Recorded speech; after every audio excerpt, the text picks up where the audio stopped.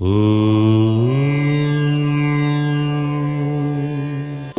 గాయత్రీ మాత.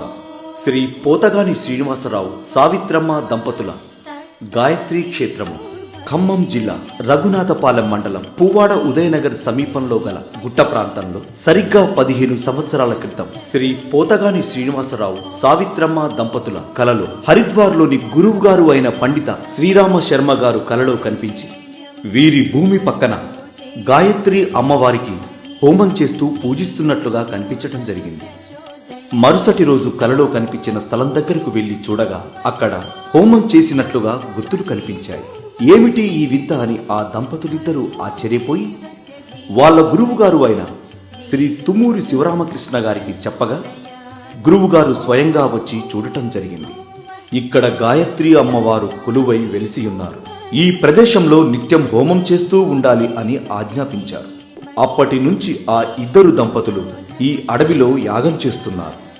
ఆ సమయంలో ఒక మెరుపులాగా గాలివాన భయంకరంగా వచ్చింది.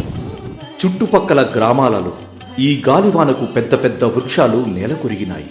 అయినా ఈ దంపతులు వేసుకున్న చిన్న కుటీరం మాత్రం చెక్కు చెదరలేదు. అప్పుడు నిజంగా ఇక్కడ అమ్మవారు కొలువై ఉన్నారని చుట్టుపక్కల జనాలు ఆశ్చర్యానికి గురి కావటం జరిగింది. అప్పటి నుంచి ఈ దంపతులిద్దరూ యాగం చేయటం ప్రారంభించారు. అక్కడకు వచ్చి చూసిన జనాలకు మనసులో ఏ కోరిక కోరుకుంటే అది నెరవేరింది. ఈ చుట్టుపక్కల ఊరిలో గల ఒక అబ్బాయి గాయత్రి హోమం చేస్తూ తన మనసులో కోరిక కోరుకున్నాడు. నెల రోజుల్లోనే తనకు ఉద్యోగం వచ్చింది. మరలా కొన్ని రోజుల తరువాత ఒక వ్యక్తి ఆరోగ్యం బాగాలేక ఇక్కడికి వచ్చి నేను ఎక్కువ కాలం బతకనని డాక్టర్లు చెప్పారని ఆ దంపతుల ముందు తన బాధను చెప్పాడు.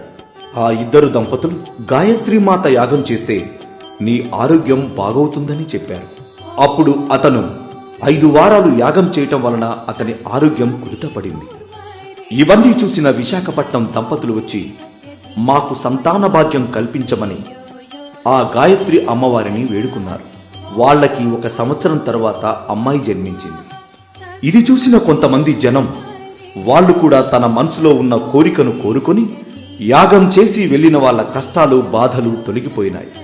ఈ దంపతులు ఇక్కడే చిన్నపాటి ఇల్లు ఏర్పాటు చేసుకుని గోవులను పూజించుకుంటూ గోవులకు గోశాలను ఏర్పాటు చేసి గాయత్రి మాత యాగాలు చేస్తున్నారు.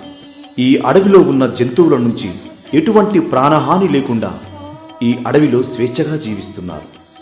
ఈ అమ్మవారి సందర్శనానికి వచ్చిన భక్తులకి వారు అన్నదానం చేస్తూ గోవులను పూజిస్తున్నారు. ఇట్లు శ్రీ గాయత్రీదేవి ఆలయ కమిటీ, శ్రీ పోతగాని శ్రీనివాసరావు సావిత్రమ్మ, రఘునాథపాలెం మండలం, ఖమ్మం జిల్లా, తెలంగాణ రాష్ట్రం.